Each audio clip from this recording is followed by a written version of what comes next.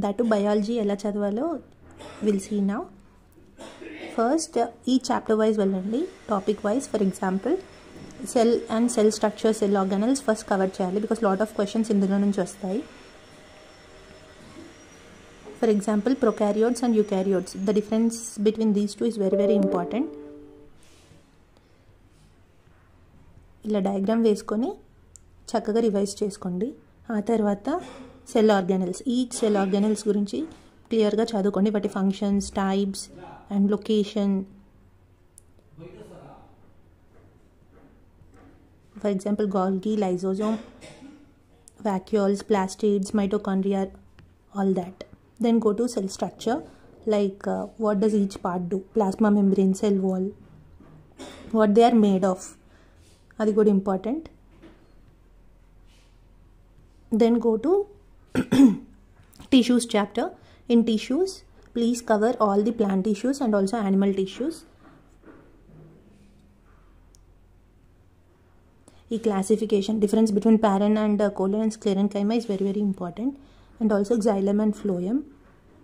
Then go to animal tissues, అన్నీ cover చేయండి, like simple squamous, stratified squamous, అన్నీ epithelium టిష్యూస్లో ఉన్న టైప్స్ కవర్ చేయాలి.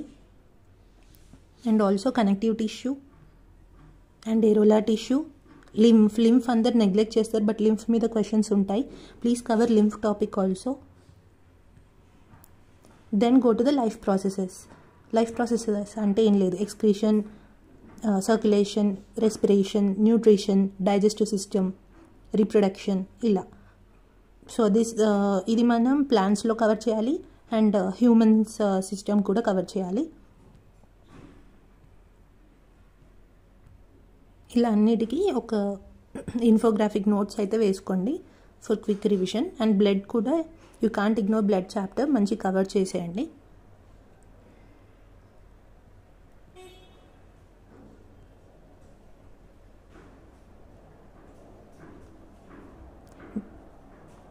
డైజెస్టివ్ సిస్టంలో ఈ టేబుల్ చాలా చాలా ఇంపార్టెంట్, లైక్ ఏ హార్మోన్స్ ఎక్కడ ఉంటాయి అండ్ ఏ పార్ట్ ఏం ఫంక్షన్ చేస్తుంది అని చెప్పి.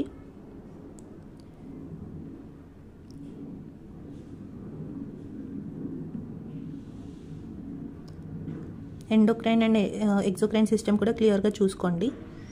హార్మోన్స్ మీద చాలా క్వశ్చన్స్ వస్తాయి. Then complete vitamins and then minerals and then plant movements also very very important.